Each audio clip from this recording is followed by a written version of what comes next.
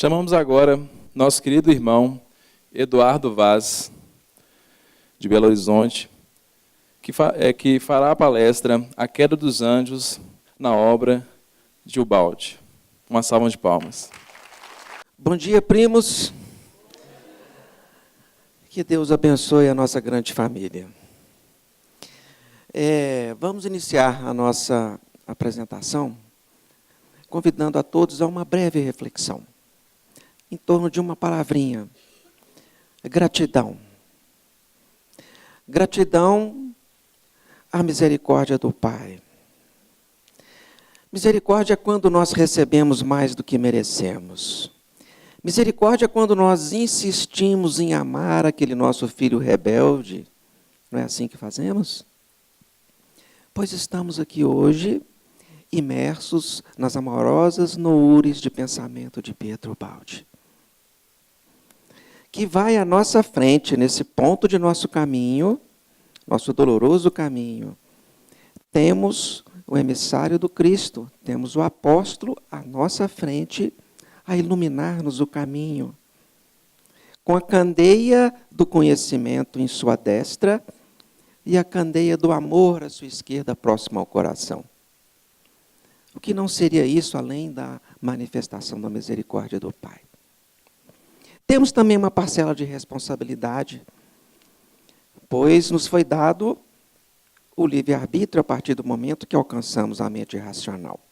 Portanto, o colapso dessa realidade, o fato de estarmos todos aqui presentes nesse momento, reflete as injunções multimilenares da nossa trajetória. Não é por acaso que aqui estamos. Idas e vindas, dolorosas idas e vindas, ao longo de uma jornada multimilenária, erros, acertos que todos nós promovemos, colapsamos essa realidade hoje.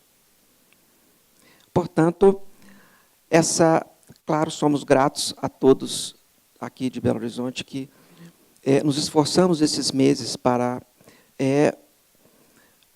tornar esse encontro possível, mas esse encontro foi engendrado por experiências multimilenares, que todos nós presentes aqui temos responsabilidade de participação. E também aqueles que nos assistem pelos meios virtuais e que haverão de assistir-nos. Então, fica essa mensagem de gratidão. Muito bem. A queda dos anjos na obra de Ubaldi. Por que na obra de Ubaldi? Porque o fenômeno da queda, não diria teoria, mas a realidade da queda, não é patrimônio de Pietro Ubaldi. Essa realidade já está inserida na intimidade mais profunda do nosso inconsciente, uma dolorosa realidade que nos fere como um raio, já está inserida no inconsciente coletivo. Poderíamos citar inúmeros pensadores e filósofos que já colocaram a queda, mas eu vou lembrar apenas o mito adâmico, que Adão e Eva foi expulso do paraíso. Mas Ubaldi nos coloca de uma forma inusitada, uma forma adequada ao terceiro milênio. Coloca-nos a queda dentro da formatação do pensamento do homem do terceiro milênio, como ninguém dantes fez. E nos dá uma visão precisa da casa do Pai, uma visão precisa, aproximada, dentro das nossas possibilidades racionais, muito limitadas, mas até hoje não conseguimos perceber uma colocação tão precisa, tão adequada ao nosso alcance cognitivo. Nos dá uma ideia do Pai, nos dá uma ideia da casa do Pai, nos dá uma ideia do Filho. Muito nos ajudou os palestrantes anteriores e vamos ganhar tempo com isso. A queda de Ubaldi, dentro da obra de Ubaldi, eu enxergo como o retalho central da grande colchas de retalho que Ubaldi suturou, fazendo a sua síntese. Então, seria o eixo, seria o ponto central. Portanto, o ponto também mais polêmico, mais questionado da obra de Ubaldi. Em seus primeiros anos aqui no Brasil, em suas palestras, diz-nos Ubaldi que foi muito questionado. E ele gostava muito de ser questionado, porque os questionamentos faziam com que ele amadurecesse as suas ideias. Nós percebemos ao longo da obra um amadurecimento, uma mudança de alguns conceitos, né, até que ele se chama na fase adulta, né, nos últimos livros que ele escreve. Portanto, não tenham dúvida que a queda estava na alça de mira dos inquisidores de Ubaldi. E não é por acaso. A queda é o ponto, elo, que faz a conexão do criacionismo com o evolucionismo. É o ponto que nos permite elucidar as aparentes injustiças, incongruências que convivemos no nosso dia a dia, em nossa realidade. Explica-nos com propriedade por que esse universo supostamente criado por Deus não tem os atributos do Pai. Porque temos aqui a morte, temos o dualismo, temos o transformismo. Isso não é atributo do Pai. Apenas a queda nos explica essas aparentes injustiças. E para nós, ainda é muito difícil aceitar a queda. Porque aceitar a queda nos coloca genuflexos diante da divindade e de sua lei. E como é difícil para o ser antissistêmico se colocar genuflexo diante do Pai. É a expressão máxima da humildade, exatamente o que nos faltou no momento da queda. Muito bem. Vamos contextualizar Pietro Baldi dentro da linha do tempo. Falamos que não é a propriedade de Pietro Baldi a queda. Foi largamente estudada no momento talvez mais profícuo do conhecimento da nossa civilização, que foram os 7 séculos que antecederam a vinda do Cristo. Tivemos inúmeros emissários de largo potencial intelectual, que nos canalizou diversos conhecimentos que até hoje sedimentam e organizam o nosso pensamento.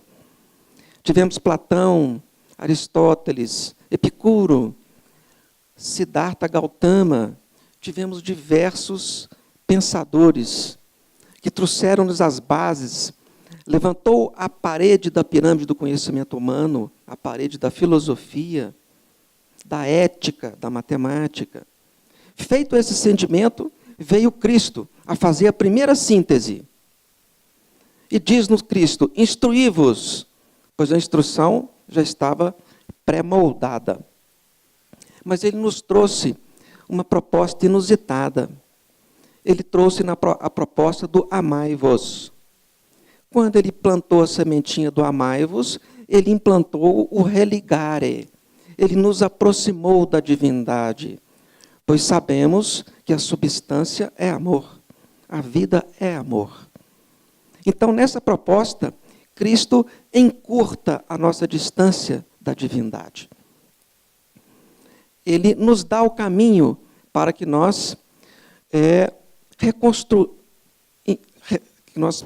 possamos reconstruir esse espelho fragmentado em pequenos caquinhos, que haverá de refletir a imagem de Deus.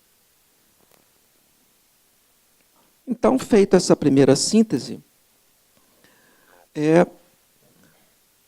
os emissários posteriores a Cristo não fizeram nada além de reverberar as mensagens trazidas pelos filósofos da era pré-crística, mas com o tempero do amor. Então, nós vimos Santo Agostinho reverberar Aristóteles, mas com essa sementinha do amor no coração. Alguns companheiros, e surgiram de diversas religiões, alguns companheiros divergiram um pouco da mensagem do Cristo, outros convergiram mais. Temos a Inquisição, as trevas da Idade Média, onde foi torturado a ideia do Cristo em função de desejos mais mesquinhos humanos. Mas temos também os que se alinharam de uma forma mais congruente com a mensagem e com a lei de Deus. Logo em seguida tivemos a Renascença e começamos a levantar a pirâmide da ciência, do conhecimento científico. Pois a parede da pirâmide do conhecimento humano, filosofia e religião, o religare, já estavam praticamente construídos. A parede da ciência começou a ser montada com o divisor de águas, Galileu Galilei, Giordano Bruno, que nos mostrou de uma forma coerente à estrutura do nosso macrocosmos. Vieram outros a nos explicar de forma bastante apropriada o nosso mesocosmos, na figura de Isaac Newton. Explica muito bem o nosso mesocosmos. E começamos a entrar em nosso microcosmos através da microscopia. Chegamos a Faraday, a Maxwell, que nos mostrou a realidade do eletromagnetismo, e era o momento de chegar, então, a Allan Kardec, pois o magnetismo já era uma realidade. Foi a primeira convergência entre o vetor da religião e o vetor da ciência. Logo em seguida, tivemos a nossa realidade desmaterializada a partir de Albert Einstein, que nos mostra a relação de matéria e energia. Então, a matéria e a energia sobre a velocidade da luz ao quadrado. Acabou a realidade sólida que nós havíamos como ponto conceitual básico. Max Planck, pronto, estava feita a confusão, precisávamos de uma nova síntese. Estávamos perdidos no cipoal. Esse foi o momento que nos chega Pietro Baldi. A ciência não consegue avançar sem Pietro Baldi. Então, temos a pirâmide. O Botezinho tinha razão. Filosofia, a paredezinha da religião, pós-Cristo, da ciência, e a arte evoluiu também. Muito bem. Veio então Kardec, com a sua fé raciocinada, criou o primeiro vetor de convergência da religião em direção à ciência. Em direção à ciência. Era um momento de uma nova síntese. Chega Pietro Baldi organizando toda essa conversão,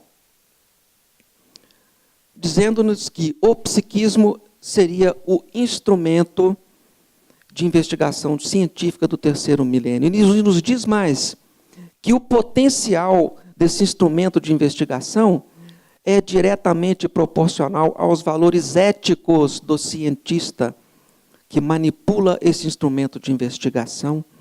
A bondade, a retidão, o amor aumenta o potencial desse elemento investigativo, científico do terceiro milênio. É uma ideia inusitada para todos nós. Então, a queda fecha o ciclo. Fecha o ciclo.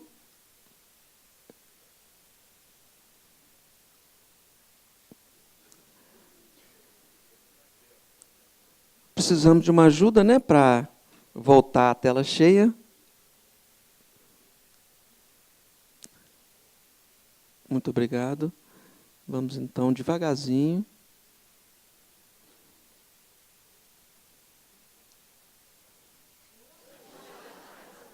Não fiz nada. Problemas antissistêmicos. Ok.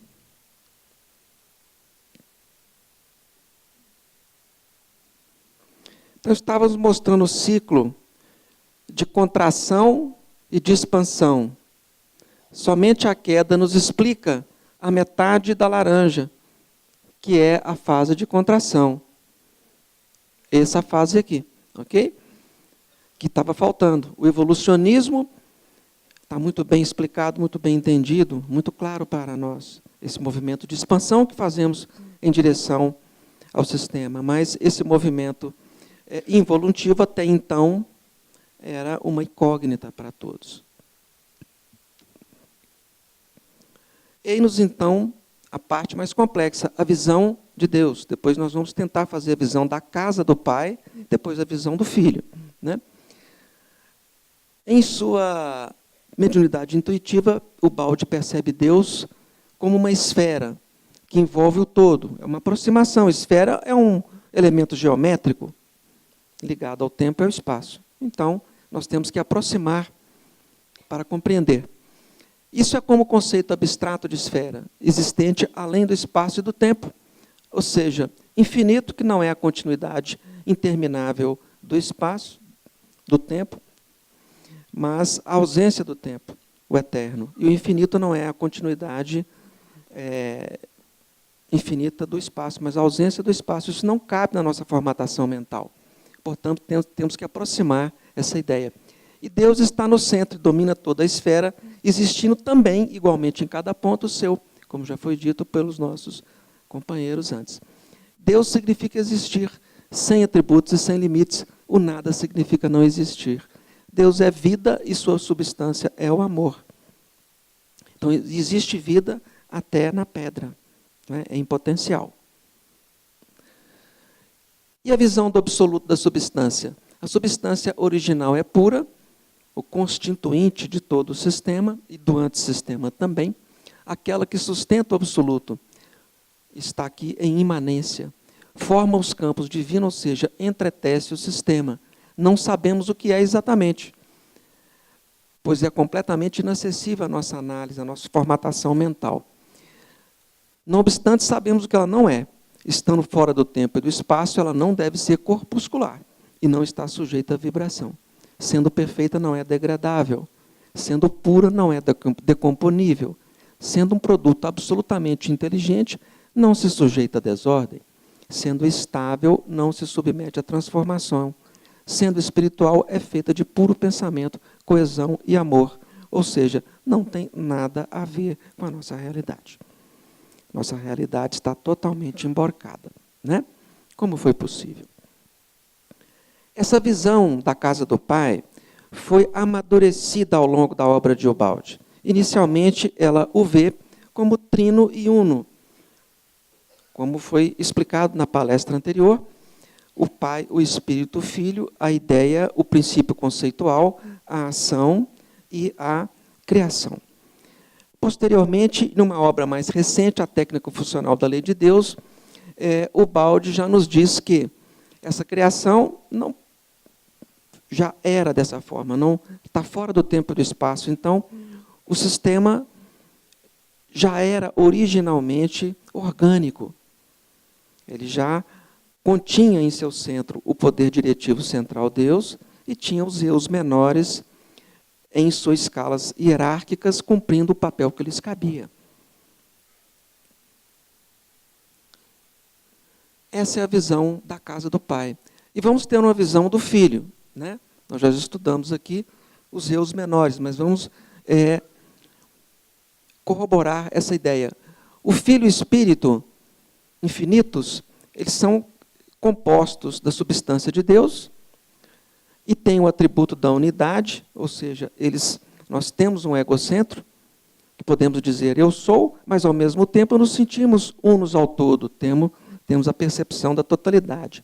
Individualidade, unigenicidade. Cristo diz, eu sou o Filho unigênito do Pai, como todos nós o somos. Não existe um espírito igual a você. Não existe. Com a sua especialidade, com seus atributos. São infinitos. Especialidades e perfeição relativa. Esse é um ponto-chave da compreensão da queda. É a perfeição relativa do Filho. Então, como nós já estudamos anteriormente, o eu sou maior, Deus, sistema, lei, organismo todo. Inseridos dentro desse conceito, os eu sou menores. Espíritos, partes, deuses, seriam órgãos ou células, fazendo uma analogia com o nosso organismo. Imagem, semelhança e não identidade com Deus. Não identidade, mas semelhança. Puros, conscientes, perfeitos em relação à função específica que exercem dentro da hierarquia do sistema, portanto, subordinadas ao todo. Especialidades diversas, não importância maior ou menor. Maior ou menor conhecimento e função, mas não importância, como nós classificamos na nossa hierarquia antissistêmica. Muito bem, se Deus, em sua substância, é amor, lei e ordem, um pré-requisito do amor é a liberdade, é o livre-arbítrio. É o livre-arbítrio. O verdadeiro amor, ele é incondicional. Se eu estou constrangendo alguém a me amar, ou se eu amo alguém por constrangimento, isso não é amor. O verdadeiro amor, ele é espontâneo. Então, há inserção definitiva do filho ao sistema teria de ser feita por uma espontânea adesão do filho às leis do pai. Obediência amorosa e não imposta. Então, a aquiescência voluntária à lei por amor, aceitação das recíprocas imposições hierárquicas de especialidades e funções dentro do sistema era um pré-requisito para a manutenção da integridade do sistema. A nossa aquiescência à supremacia do Pai e a nossa integração simétrica com o nosso próximo. Não poderíamos criar diferença de potencial dentro de uma supersimetria. Não poderíamos criar vetores de tamanhos de potências diferentes dentro do mundo sistêmico. E foi exatamente o que aconteceu. Nós hipertrofiamos esse vetor que dirigem, que faz em direção ao nosso egocentro. E transformamos o vetor do egocentrismo em egoísmo, desequilibrando com o vetor do altruísmo, que se dirigia ao próximo, que tem uma especialidade diversa da nossa, do qual precisamos para nos manter íntegros dentro do sistema. Geramos, então, o fenômeno da queda, aprisionamos-nos dentro do átomo, e nós vamos tentar explicar agora o que o anjo está fazendo dentro do átomo. É essa questão que é o calcanhar de Aquiles da queda. Como que um ser puro, criado à semelhança do Pai, com potencialidades infinitas dentro da sua especialidade, ia entrar numa situação dessa, né? Esses foram os questionamentos mais incisivos feitos a Pietro Baldi. Vamos ver, então, entrar numa fase. Antes, vamos mostrar aqui, então, um gráfico que nós criamos para explicar essa questão da queda. Depois nós vamos fazer os questionamentos, né? Então, o espírito dentro do sistema, no quadro acima, construído pela substância de Deus, que tinha em si a totalidade, ao mesmo tempo a unigenicidade, a individualidade e a unidade, com a queda transformou a sua totalidade em coletividade, a unidade em dualidade, né, e a individualidade em individualismo, personalismo. Criamos as personalidades. Estamos aqui no nível C7, portanto, somos seres quaternários, pois temos em nós o mineral, o vegetal, o instinto do animal, e estamos agora na razão. Muito bem.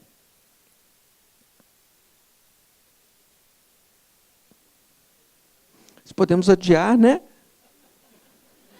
Seria uma boa ideia a gente adiar. Seria bom, né? Foi adiado. Vamos agora às dúvidas e objeções para nós encerrarmos. Interessante essas dúvidas. Faltava ao ser conhecimento das consequências da queda?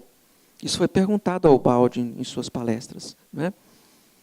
Diz-nos o Baldi, então, se o ser fosse dotado de consciência do dano antecipadamente, ele teria seguido as exigências do sistema no seu egoístico interesse e não por amor. Então, obviamente, ele não sabia. Ele não poderia saber. Por esse motivo, a queda está impressa na intimidade do nosso inconsciente como uma grande dor, como um raio que nos apagou instantaneamente a consciência, trouxe a nossa consciência dilatada ao máximo para uma sementinha em potencial, como a matéria estava em potencial na condição de espírito puro. O ser não era totalmente sábio. Bom é só o meu Pai, diz Cristo, né? Era perfeito apenas na sua posição hierárquica e especialidade dentro do sistema, semelhante, entretanto, não idêntico ao Pai, a perfeição relativa. Então, o ser não tinha conhecimento da queda.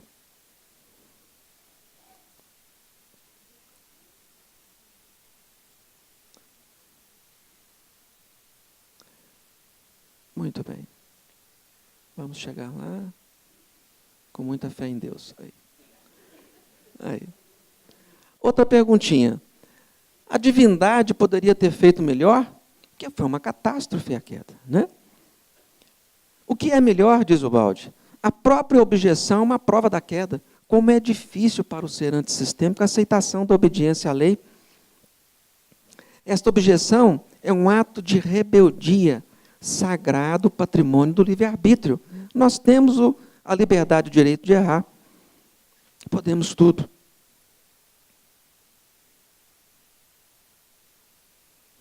Se o sistema é perfeito, como foi possível o defeito da queda? Explica-nos o mestre. Conter a possibilidade de um erro não significa fosse ele construído defeituoso. Pelo contrário, por ser perfeito, continha a capacidade da autorregeneração, porque ele tinha o livre-arbítrio, ele é fundamentado no amor, éramos livres para fazer o que queríamos. Quando nós ferimos o nosso corpo, não há uma regeneração, uma cicatrização? Da mesma forma. A violação da ordem não era uma necessidade, mas uma possibilidade, pois tinha a função de dar ao filho a possibilidade de escolha, era uma prova, para que obtivesse o direito de se consolidar na sua posição de filho de Deus dentro do sistema. Seria uma provinha, né? Que companheiros fizeram e nós não fizemos. Não fomos aprovados. Então a queda foi necessária? Não, ela não foi necessária. Responde-nos Ubaldi, de forma alguma. Se o mal fosse necessário, Jesus não pediria ao Pai para que nos livrasse dele. Não foi necessário. E agora? Eu já estou sabendo da queda. Eu já entendi. O que é que nós podemos fazer, né? Para nós abreviarmos a nossa dolorosa estadia nessa ciranda de reencarnações. Né? Resume Ubaldi, inspirado por sua voz. É difícil, mas é simples. Perdoar sempre. Renunciar a si mesmo. Vamos destruir o dualismo, o personalismo. E amar aos inimigos como a si mesmo. Gratidão a todos e gratidão à misericórdia do Pai. Muito obrigado.